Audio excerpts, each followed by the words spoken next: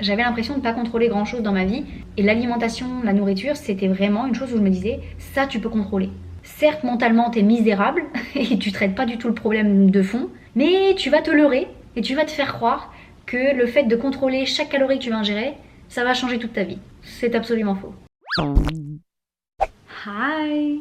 J'ai décidé de faire 2 vidéos sur le sujet des troubles du comportement alimentaire parce qu'il y a énormément de choses que je voulais partager sur le sujet. Dans la première vidéo, je vous parlais de mon background, de mon enfance. Ensuite, je vous ai parlé de l'élément déclencheur, du contexte dans lequel j'étais quand mes troubles se sont déclarés. Je vous ai fait une espèce d'auto-analyse. Maintenant, pour cette deuxième vidéo, on va parler des choses qui m'ont aidée, de comment je me sens à l'heure actuelle, du rapport que j'ai avec mon corps, avec la nourriture, et des choses que je fais au quotidien qui me permettent de dormir la nuit parce que je me dis que j'apporte ma petite pierre à l'édifice pour batailler contre cette société grossophobe. Je vais vous parler maintenant de ce qui m'a aidée et je vais préfacer ça en disant que j'étais dans une situation très particulière du fait que je n'étais pas dans mon pays, donc je n'avais pas la sécurité sociale. Bien que j'avais une assurance aux États-Unis, j'étais pas payée des masses en tant qu'au pair et je savais que mon assurance ne couvrirait jamais des séances avec un psychologue ou avec un thérapeute. Mais si vous vous reconnaissez dans tout ce que je vous ai cité, s'il vous plaît, s'il vous plaît, s'il vous plaît, tournez-vous vers un professionnel. Faites le forcing. Si vous êtes chez un médecin traitant qui ne comprend absolument pas ce que vous lui racontez, demandez-lui de vous rediriger. Comme je vous l'ai dit, je ne pensais pas être malade dans le sens où j'étais consciente que ce que je faisais c'était mal. Donc je me disais, si j'en suis consciente, ça va. Je savais que mon comportement il n'était pas sain et j'en rigolais même. J'en parlais ouvertement avec des copines. Oh là là, hier soir, oh là, j'ai tellement bouffé, je me sentais pas bien, obligée de me faire gerber et je m'en souviendrai toute ma vie. Marie, si tu passes par là, tu as changé la trajectoire de mon existence. T'as fait toute la différence. Parce que un jour, lambda, lendemain de soirée, on est dans le canapé. Et encore une fois, j'en rigole. Et elle m'a regardé droit dans les yeux et elle m'a dit Margot, ça va pas du tout. C'est grave ce que t'es en train de faire et t'es en train de te mettre en danger. Donc non. Non, ça va pas du tout. Et je pense que c'est là que j'ai réellement pris conscience de l'ampleur des dégâts. Et c'est un vrai déclic que j'ai eu. Suite à ça, s'en est suivi des vacances. Donc à ce stade-là, on est à l'été 2019. Et je rentre 2 semaines en France. Je suis entourée de personnes 24 heures sur 24, mes amis, mes proches, et vous pouvez pas camoufler, ou en tout cas c'est très difficile de camoufler ce genre de comportement avec la nourriture quand vous avez des gens autour de vous. Et d'autant plus que je savais que c'était malsain et je me sentais honteuse de faire ce genre de choses. Donc je l'ai pas fait pendant 2 semaines. Donc pendant 2 semaines, je me faisais plaisir. J'ai mangé la tartiflette que ma mère m'a faite au mois d'août parce que j'en rêvais la nuit quand j'étais aux US. Elle m'a fait du bourguignon, on faisait des restos à tout va, et bref, j'étais dans le moment présent, je m'amusais avec mes potes, je retrouvais ma famille et c'était que du positif. J'étais pas en train de me soucier de mon apparence, j'étais pas en train de me soucier des calories que je mangeais, etc. Parce que je me disais, j'ai pas le luxe, c'est vraiment ce que je me disais à l'époque, je n'ai pas le luxe d'ingérer toutes ces calories en étant consciente, en me disant oh putain c'est tant de calories, faut absolument que j'aille me faire vomir. Donc je vais juste pas regarder, je vais juste pas prêter attention, je vais juste manger, ça va être une parenthèse de 2 semaines et basta. Donc en vrai, cette période de sevrage, elle s'est imposée à moi. Une autre chose qui m'a aidée, c'est de faire un tri drastique dans les médias que je consommais. Donc par ça, j'entends principalement les réseaux sociaux, Instagram. Drastiquement, toutes les fit girls, les Alexirène, les trucs, les machins, je n'avais rien contre ces personnes, mais les regarder, c'était un rappel de tout ce que je n'étais pas et de tout ce que je me tuais à la tâche à essayer d'être en vain. Parce que j'échouais à chaque fois. Parce que j'étais pas capable de me tenir au programme alimentaire qu'elle proposait, au programme de sport qu'elle proposait. Et je me suis dit, ça doit dégager. Ça dégage. Ce que je fais encore maintenant, c'est que je m'assure dans mon feed d'avoir des personnes qui reflètent une réalité réaliste. Pas quelque chose de poli, pas quelque chose de fake, pas quelque chose de superficiel. Je m'assure d'avoir des vrais humains et non pas un produit marketing qui te vend un certain lifestyle. Et je me suis assurée d'implémenter dans mon quotidien des femmes avec des formes, des femmes rondes qu'on qualifie de grosses parce que c'est important pour moi d'avoir sous mes yeux de la diversité. Parce que c'est important de savoir que l'humain, ce n'est pas un moule, ce n'est pas ce standard de beauté occidentale d'une femme fine mais avec une grosse poitrine et avec des petites fesses bombées, qui est un peu bronzée mais pas trop, avec un petit nez en trompette, surtout sans bosse. Je me suis vraiment détachée de ça grâce au point que je m'apprête à aborder. Je me suis éduquée sur le sujet. Je pense que si je vous conseillais des livres, ce serait Anti-diète de Chrissy Harrison et The Beauty Myth, je sais plus de qui.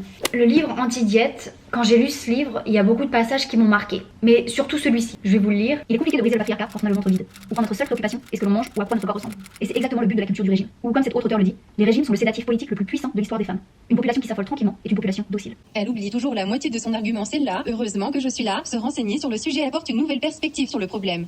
Cela permet de prendre une certaine hauteur. Quand on remonte aux origines, à la source du problème, qui en bénéficie le plus, pour quelle raison? Au détriment de qui? Il est ensuite plus simple de le rationaliser et puis de le démanteler.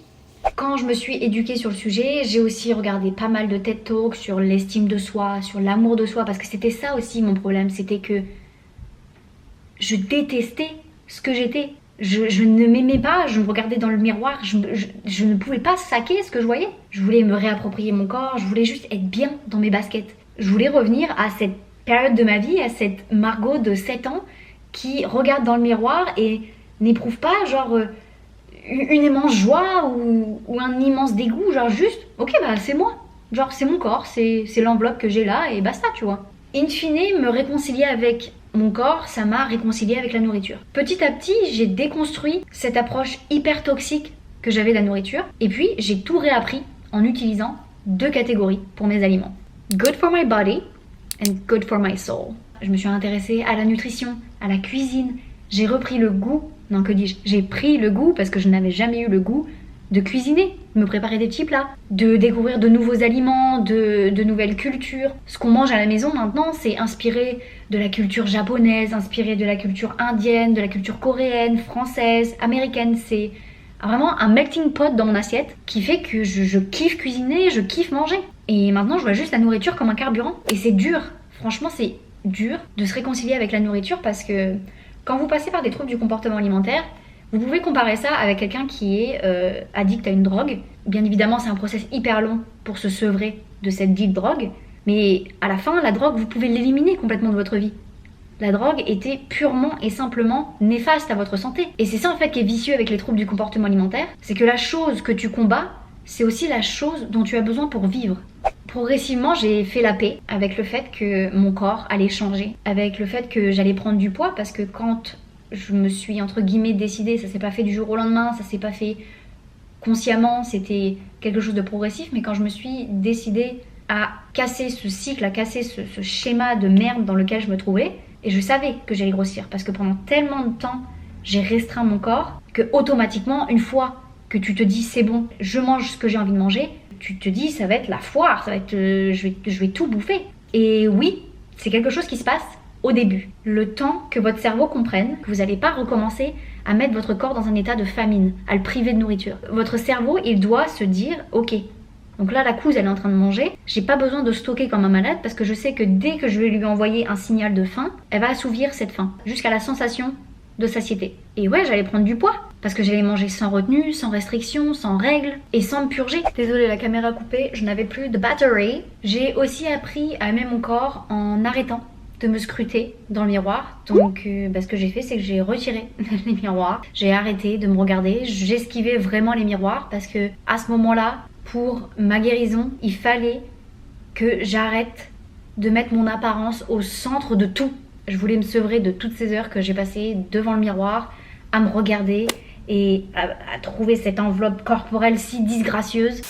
Quelque chose qui a été très difficile d'arrêter, mais je me suis vraiment fait violence pour ça, c'est de compter mes calories. La façon la plus simple serait de carrément couper les labels à côté des ingrédients sur les boîtes et comme ça virer de mon champ de vision les calories. Mais c'était un peu plus compliqué pour moi parce que je vivais avec des gens qui ne savaient même pas que j'étais en train de traverser tout ça. Et aussi aux États-Unis, à chaque fois que vous allez dans un restaurant, dans un fast-food ou quoi que ce soit, le nombre de calories de chaque item est marqué.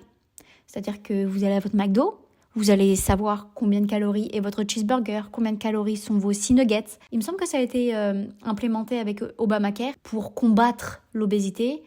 Et je pense que ça partait d'une bonne intention, mais il y a le revers de la médaille pour les gens comme moi qui gèrent très mal ce genre d'informations qui te vient dans la gueule constamment, quoi. Un point que j'ai pas mentionné, je ne me pesais plus. C'est-à-dire que déjà de base, j'avais pas de balance chez moi. Et je me faisais vraiment violence pour que quand j'allais chez quelqu'un et que j'allais aux toilettes et oh, t'aperçois la balance qui est en dessous d'un meuble ou quoi que ce soit. Non, Margot, tu ne regardes pas, tu laves tes petites mains et tu traces ta route. Et puis, un point très important, c'est que j'ai aussi pratiqué l'autocensure. Alors, dit comme ça, ça n'a pas l'air très positif, mais dans cette situation-là, il faut le faire. Ce que j'entends par l'autocensure, c'est quand des pensées intrusives, malsaines, négatives et insultantes et diminuantes rentrent dans votre crâne. Typiquement, quand vous avez une voix, une petite connasse, qui vous répète sans cesse « t'es dégueulasse, en plus tu manges une tartine de Nutella, regarde la meuf sur les réseaux sociaux, tu seras jamais aussi fraîche qu'elle, blablabla, j'en passe et des meilleurs ». À chaque fois que je l'entends, je dis soit à voix haute, soit dans mon crâne « ferme-la, laisse-moi savourer ce que je suis en train de manger. Mon corps est le mieux placé pour savoir ce dont il a besoin et mon corps n'est pas censé être au poids où il est quand je suis dans la constante restriction. » Non, je me répète vraiment des choses bateaux, mais on entend ça avec le développement personnel à longueur de temps. Les affirmations positives, pour ma part, ça a fait 50% du taf. De me répéter sans cesse, arrête de te laisser marcher dessus par cette petite voix de merde. Et je me disais aussi, je prenais vraiment un exemple morbide, je me disais à mon enterrement. Est-ce que les gens ils vont se dire oh, mais Margot, je l'aimais trop, t'as vu le corps mince qu'elle avait et tout, petite tablette de chocolat. Et le fait qu'elle sache combien de calories il y avait dans une petite tranche de pain, oh, ça c'était quand même fort, hein. Quelle compétence admirable. Je pense pas que c'est ça qu'on entendra ce jour-là. Ce corps, c'est ma maison, c'est mon vaisseau, c'est la chose qui me maintient en vie et me protège depuis que je suis née. On m'en a donné un seul à ma naissance. Et pourtant, je m'obstinais à vouloir le changer pendant des années, à essayer de le diminuer, de le rétrécir. Mais quelle perte de temps! Tout ce temps que j'aurais pu consacrer à autre chose, à d'autres gens, ou juste à m'apporter de l'amour. Pourquoi on est si dur avec soi-même? Tu vas pas aimer ta meilleure amie moins si elle fait 20-30 kilos de plus. Jamais tu te permettrais de lui dire t'es dégueulasse. Arrête de bouffer, là tu peux puiser dans tes réserves. Parce que c'est si violemment que je me parlais. Alors ça a pris du temps, mais je me suis enfin libérée. J'ai enfin arrêté d'essayer de réparer mon corps qui n'a jamais été cassé. Je suis tellement plus qu'un corps, qu'un nombre sur une balance ou qu'un chiffre sur une étiquette de fringue. Tout ça, ça représente pas ce que je suis. Donc je remercie ce vaisseau de chair, d'os, de sang qui fait le taf tous les jours. Pour avoir moi-même pratiqué toutes ces choses, je sais que dit comme ça paraît hyper simple à faire, mais c'est réellement un combat au quotidien. Et c'est long. La guérison ne se fait pas du jour au lendemain parce que la maladie n'est pas arrivée du jour au lendemain. Donc progressivement, vous allez voir du mieux. Et il est possible, même je dirais inévitable parce que ça m'est arrivé, dans ma phase de guérison, il y allait avoir des fois où j'allais rebinger de la nourriture, que j'allais me rejeter sur la nourriture. Mais en gardant tout ce que je vous ai cité en tête, j'arrivais à me raisonner. On est en novembre 2022 et je peux dire que je suis guérie des troubles du comportement alimentaire.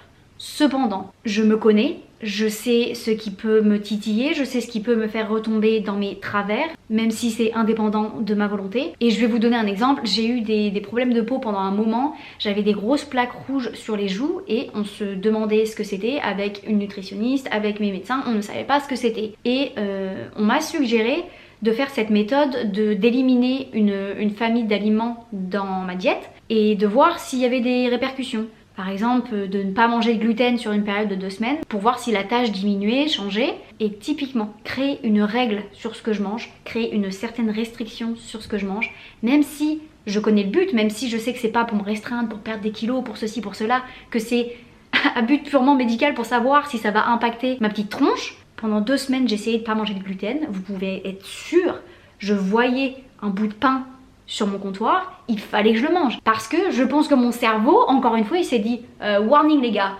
on ne connaît que trop bien ce genre de comportement. Donc je suis restée avec ma tâche sur la tronche et puis elle est partie toute seule, donc voilà. Donc à l'heure actuelle, je mange de tout, je me prive de rien. Je n'aime pas trop la viande, donc c'est avec plaisir que je ne vais pas en manger, mais c'est pas alimenté par une raison un peu genre superficielle, pour perdre du poids ou pour ressembler à telle chose. C'est vraiment moi, viscéralement, qui, quand je vois de la viande, je suis là, un peu de dégoût, tu vois. En ce qui concerne mon corps, je suis de plus en plus neutre. Quand je me vois dans le miroir, je me rapproche de cette Margot de 7 ans qui n'avait pas spécialement de réaction quand elle se voyait.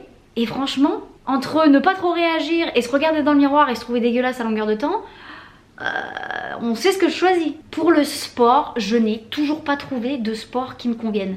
C'est-à-dire que je déteste aller à la salle. Le yoga, ça m'a plu 5 minutes. Mais foncièrement, je sais que j'ai besoin de faire du sport. parce que j'ai une très mauvaise posture, parce que à chaque fois que je vais chez un kiné, on me dit la même chose. Mademoiselle, enfin non, madame, il est temps de muscler un peu votre corps parce que là, vos muscles sont un peu des flambis que vous n'utilisez pas des masses. Donc c'est au détriment de votre posture, de votre ossature. J'ai mal partout. J'ai 27 piges, 28 dans une semaine, et j'ai mal au dos et à la nuque constamment. Je suis allée chez un kiné encore la semaine dernière, on me dit... cocotte, la ceinture abdominale, elle fait un peu la gueule. On n'est pas là pour avoir des tablettes de chocolat, mais il serait peut-être temps de se tenir assez droit quand même quoi.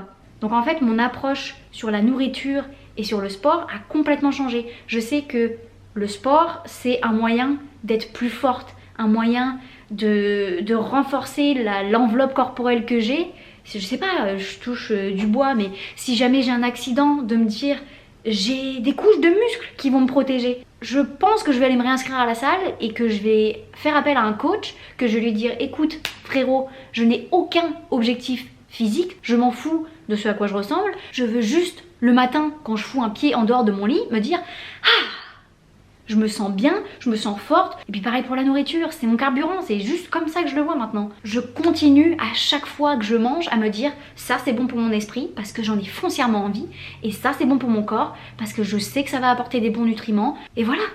Et maintenant on passe à la partie faire la différence. Quand je vous parle de mon expérience avec les troubles du comportement alimentaire, c'est à l'échelle individuelle. Mais ce qu'il est important de comprendre, c'est que c'est loin d'être rare, c'est que c'est loin d'être isolé. C'est quelque chose qui est beaucoup trop commun. Et ça dépend de choses beaucoup plus grandes que ma petite personne. Je voulais faire cette partie de vidéo parce que quand j'ai ouvert la discussion sur Instagram, quand je vous ai proposé d'échanger ensemble et que vous me donniez vos questionnements ou vos expériences, le commentaire qui est revenu le plus, c'est quand est-ce que ça s'arrête? Des centaines de femmes me demandaient quand est-ce que le calvaire qu'elles vivaient avec la nourriture, avec leur image de soi, allait s'arrêter. Et c'est pour ça que je trouve qu'il est important de s'engager à faire une différence. C'est pas juste mon problème, c'est pas juste ton problème, ou le problème de ta copine, ou de ta sœur, ou de ta mère, c'est le problème de millions de personnes. Et bien évidemment, depuis le début de la vidéo, je parle des femmes parce que c'est ce que je connais, mais ça concerne aussi les hommes. Et pour faire une différence, voilà ce à quoi je m'engage, et je vous recommande fortement de faire la même chose. Premièrement, je m'engage à arrêter de détester les femmes. Les femmes sont poussées à se détester entre elles. Les crépages de chignons qui font les meilleures audiences en télé, les films d'ados où la reine du lycée va littéralement écraser la moins populaire, et j'en passe et des meilleurs, mais bref, on est conditionné à se tirer dans les pattes. Quand je vois une femme dans la rue,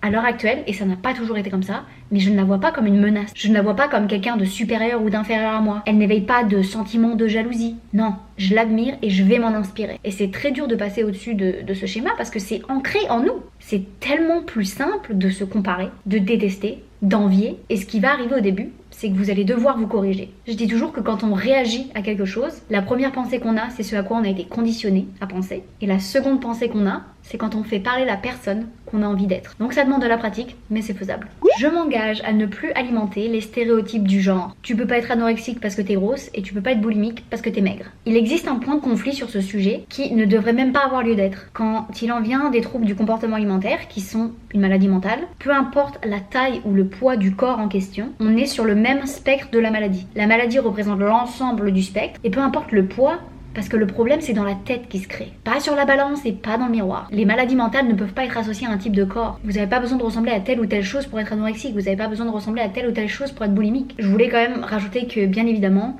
dans une société patriarcale et grossophobe, les personnes qui sont grosses doivent en plus faire face à des remarques grossophobes. Je m'engage à prendre la parole sur le sujet. Donc cette vidéo en est un exemple. On est plus de 7 milliards sur Terre. Il n'y a pas un corps défini pour tout le monde et c'est important de se le rappeler. Pas je pointerai du doigt, mais je démontrerai par A plus B que c'est aller droit dans le mur d'avoir ce genre de discours et que c'est au détriment du collectif comme de l'individuel. Je n'applaudirai pas quelqu'un qui a perdu du poids, je n'applaudirai pas quelqu'un qui en a gagné. C'est tellement personnel, on ne sait pas ce qui est en train de se passer dans la tête des gens quand on voit leur corps changer. J'ai espoir que commenter le physique des gens, c'est vraiment sur la liste des sujets de discussion tout en bas. Parce qu'on aura tellement d'autres choses à se raconter que ce sera le cadet de nos soucis. Donc ouais, éduquez les gens autour de vous et dites-leur pourquoi c'est problématique. Et puis pour finir, si un jour j'ai des enfants, je ne les forcerai pas à manger, je ne ferai aucun commentaire sur leur apparence, je m'assurerai à ce qu'ils soient exposés à tout type de corps pour qu'ils aient une représentation des divers corps humains des plus réalistes, je les accompagnerai quand ils verront leur corps changer et je ne leur mettrai jamais de pression sur un type de corps qu'ils sont censés avoir. C'était chargé, hein? Ah ben on peut pas toujours rigoler, hein. À un moment faut être sérieux. C'est des sujets qui me tiennent à cœur parce que c'est des sujets qui peuvent causer tant de mal, alors qu'il y a d'autres alternatives, il y a espoir pour du mieux. Voilà, si je peux apporter ma petite pierre à l'édifice, c'est avec grand plaisir. C'est ici que je vous laisse. Allez, des kisses. Là que j'ai posté la première partie et que je m'apprête à poster celle-ci, je suis ravie de m'être foutu un coup de pied au cul et de m'être dit, meuf, tu as cette vidéo écrite dans tes notes depuis littéralement 1 an. J'avais envie de faire cette vidéo depuis 1 an, mais ça me rendait mal à l'aise. Je sentais un sentiment d'inconfort. Mon mec me disait, mais t'es sûre que c'est le bon moment? Parce que si tu te sens comme ça, c'est peut-être qu'il faut que t'attendes encore un peu. Et je lui ai dit, mais là, comment je me sens? Je pense que je me sentirai rarement mieux. Donc si c'est pas maintenant que je le fais, ce sera quand en fait? De voir toute cette bienveillance qui découle dans les commentaires, qui découle dans mes DM. Merci, franchement merci d'être à l'écoute, d'être pas des petits cons qui soient intolérants et fermés d'esprit. On a besoin de gens comme vous, on a besoin de gens comme nous. J'ai espoir en cette génération qui va casser tous les putains de stigmas, qui va casser tous les schémas de merde qui sont réducteurs, qui sont dégradants depuis des générations. Qu'est-ce que je nous aime.